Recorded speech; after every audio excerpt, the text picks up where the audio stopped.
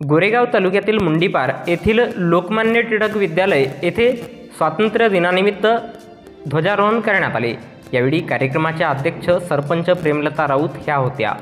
तर शाळा व्यवस्थापन समितीचे अध्यक्ष गौरीशंकर रांगडले यांच्या हस्ते ध्वजारोहण करण्यात आले। यावेळी गुणवंत विद्यार्थी यांचा सत्कार करण्यात आला। प्रथम क्रमांक दीप धमगाये, द्वितीय क्रमांक वैष्णवी डोंगरे, तृतीय क्रमांक हिमेश हरिणखेडे, चतुर्थ क्रमांक दृष्टी बहेकार, पाचवा क्रमांक प्रेरणा राऊत,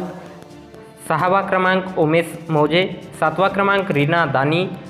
सातवा क्रमांक पल्लवी चौरागडे, आठवा क्रमांक योगिता कोहरे, दिव्यांश एडे, नववा क्रमांक भूसीर ठाकूर, दहावा क्रमांक सिया बिंझलेकर यांचा सत्कार करण्यात आला। यावेळी प्रमुख पाहुणे म्हणून उपसरपंच बीजी कटरे, ग्रामसेवक अरविंद साखरे, ग्रामपंचायत सदस्य राजाभाई खान, ग्रामपंचायत सदस्य दिनेश दीक्षित, ग्रामपंचायत सदस्य चंद्रशेखर शहारे,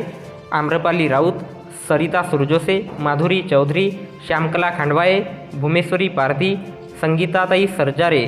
माजी सरपंच सुमेंद्र धमगाये, माजी तंटामुक्ती अध्यक्ष गिरीश पारधी, माजी तंटामुक्ती अध्यक्ष नामदेव नेवारे, दानेश्वर राऊत, बबलू चौधरी, तिलक पारधी, शंकर वैद्य, नरेश राऊत,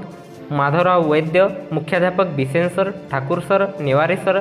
नंदेश्वर सर, मानापुरे सर, हिरालालजी देशमुख आणि अनेक मान्यवर यावेळी प्रामुख्याने उपस्थित होते।